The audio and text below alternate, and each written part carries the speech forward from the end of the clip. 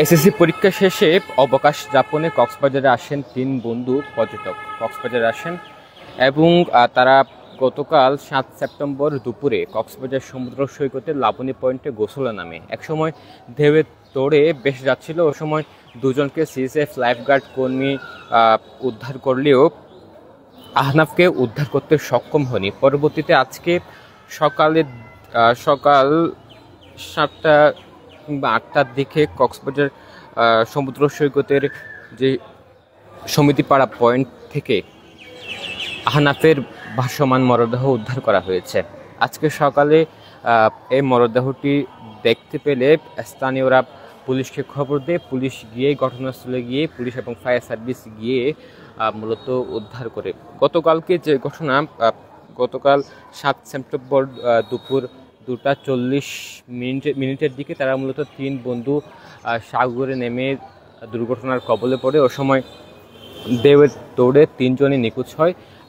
তাৎক্ষণিক কিছুক্ষণের মধ্যে সিএসএফ লাইফগার্ড কর্মীরা দুজনকে দেখতে পেয়ে তাদের 3 জনের মধ্যে 2 জনকে জীবিত অবস্থায় উদ্ধার করে কিন্তু আহনাফকে ওই মুহূর্তে খুঁজে পায়নি। এবং এরপর থেকে ফায়ার সার্ভিস, সিএসএফ লাইফগার্ড কর্মী, বিচ কর্মীরা ব্যাপক খোঁজাখুঁজি চালায়। বিশেষ করে যে সম্ভাবনাময় যে জায়গাগুলোতে, বিশেষ করে কবিতা চত্বর, নাজিরার টেক, সমিতিপাড়া হয়ে তারা বেশ খোঁজাখুঁজি করছিল।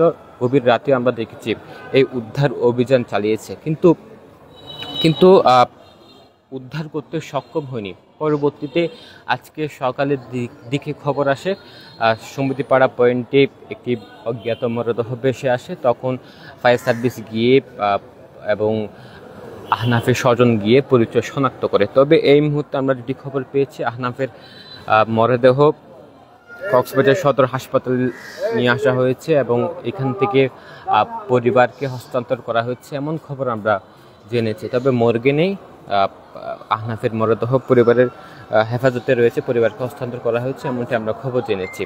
যিনি মারা গিয়েছেন আহনাফ, তিনি জাতীয় ক্রিকেট দলের মুশফিকুর রহিমের ভাতিজা বলে আমরা জেনেছি।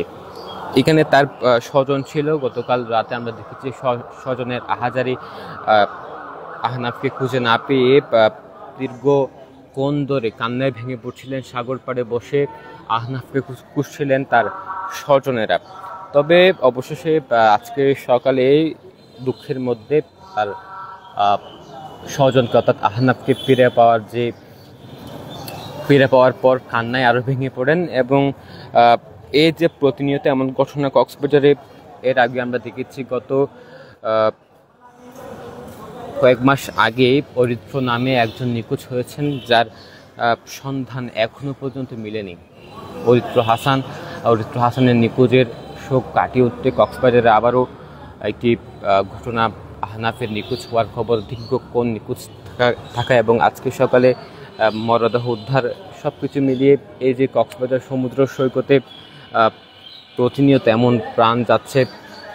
মূলত বিশেষজ্ঞরা যেমনটি বলছেন, এই জুন, জুলাই, আগস্ট, সেপ্টেম্বর এই মাসগুলোতে মূলত সমুদ্র সৈকতে গুপ্তকালের সৃষ্টি হয়। বিশেষ করে যে পয়েন্টগুলোতে লাল পতাকা টাঙিয়ে দেওয়া হয়, আমরা দেখি কক্সবাজার সমুদ্র সৈকতের 120 কিলোমিটার সমুদ্র সৈকতের মধ্যে কক্সবাজার লাবণী পয়েন্ট হতে কলাতলি বিচ পয়েন্ট, এই পয়েন্টগুলোতে সিএসএফ লাইফগার্ড কর্মী কিংবা অন্যান্য সংস্থার লোকজনের নজরদারি থাকে। তবে আরও 115 কিলোমিটার সমুদ্র সৈকত অরক্ষিত, সেখানে কোনো সংস্থার নজরদারি নেই। কিন্তু ওই জায়গাগুলোতেও, বিশেষ করে হিমচড়ি, ইনানি, পাটুয়া টেক পয়েন্টগুলোতেও পর্যটকের সমাগম থাকে। সেখানেও পর্যটকেরা সমুদ্র স্নানে নামে এবং এই জায়গায় বিশেষ করে কবিতা চত্বর, শৈবাল পয়েন্ট, ডায়াবেটিক্স পয়েন্ট থেকে শুরু করে এই পয়েন্টগুলোতেও আপনারা দেখি প্রায় সময় পর্যটকরা কিংবা স্থানীয়রা সমুদ্র স্নানে নামে। এবং গতকাল যে আহনাফের নিখোঁজ হওয়ার খবর ছিল, সেটি হচ্ছে লাবণী পয়েন্ট হতে।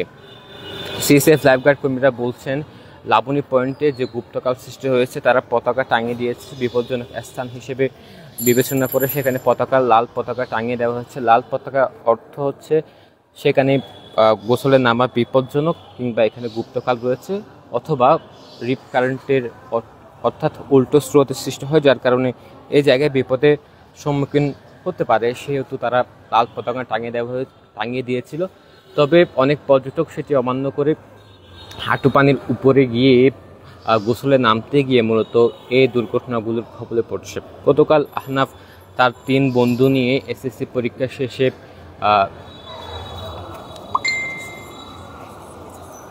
পরীক্ষা শেষে তারা মূলত অবকাশ যাপনে সমুদ্র উপভোগে কক্সবাজারে এসেছিলেন।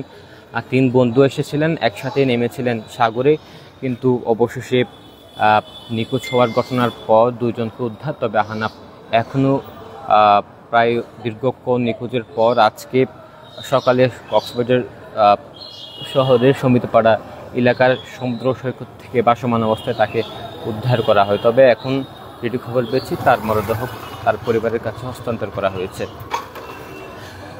এই যে আহনাফের মতো বিগতের সময় আমরা যেমন ঘটনা দেখি সাগরে ডুবে মারা যাওয়ার ঘটনা, তবে অরিত্র হাসান এখনো পর্যন্ত নিখোঁজ।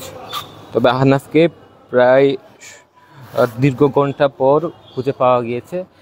গতকাল সারা দিন এবং রাত পর্যন্ত ফায়ার সার্ভিস, সিএসএফ, লাইফগার্ড কর্মী এবং অন্যান্য বিচ কর্মীরা বেশ খোঁজাখুঁজি করছিল। বিশেষ করে নাজিরার টেক, সমিতিপাড়া পয়েন্ট হতে যেসব জায়গায় সম্ভাব্য জায়গাগুলো ছিল যেখানে বেশি ওঠার সম্ভাবনা ছিল, সেই জায়গায় বেশ খোঁজাখুঁজি করেও ব্যর্থ হয়েছিল। তবে আজকে সকালে স্থানীয়রা খবর দেয় সমিতিপাড়া এলাকায় একটি ভাসমান মরদেহ, অজ্ঞাত মরদেহ। পরবর্তীতে গিয়ে ফায়ার সার্ভিস এবং আহনাফের স্বজনরা গিয়ে পরিচয় শনাক্ত করে, আমরা যেটি খবর পেয়েছি একটু আগেই সদর হাসপাতালে তাকে নিয়ে আসা হয়েছিল। তবে এখন যেটি খবর পাচ্ছি সেটি হচ্ছে পরিবারের কাছে হস্তান্তর করা হয়েছে। গতকাল থেকে কক্সবাজারে একটি খুব আলোচ্য ঘটনা ছিল। অরিত্র হাসানের পর আবার আহনাফ নামের একজন পর্যটকের নিখোঁজ থাকা নিয়ে দীর্ঘক্ষণ নিখোঁজ ছিল। গতকাল দুপুর 2:40 লাবণী পয়েন্টেই 3 বন্ধু গোসলে নামে। ওই সময় 3 জনই বিপদের মুখোমুখি হয় এবং সিএসএফ লাইফগার্ড কর্মীদের তৎপরতায় 2 জনকে উদ্ধার করা গেলেও আহনাফ নামে একজন নিখোঁজ ছিল এবং দীর্ঘক্ষণ নিখোঁজ ছিল। আজকে সকালে তার মরদেহ ভেসে ওঠে কক্সবাজার শহরের সমিতিপাড়া বিচ পয়েন্টে। সেখানে স্থানীয়রা দেখতে পেলে খবর দেয় ফায়ার সার্ভিস এবং স্থানীয় স্বজনরা গিয়ে মূলত আহনাফের পরিচয় শনাক্ত করে।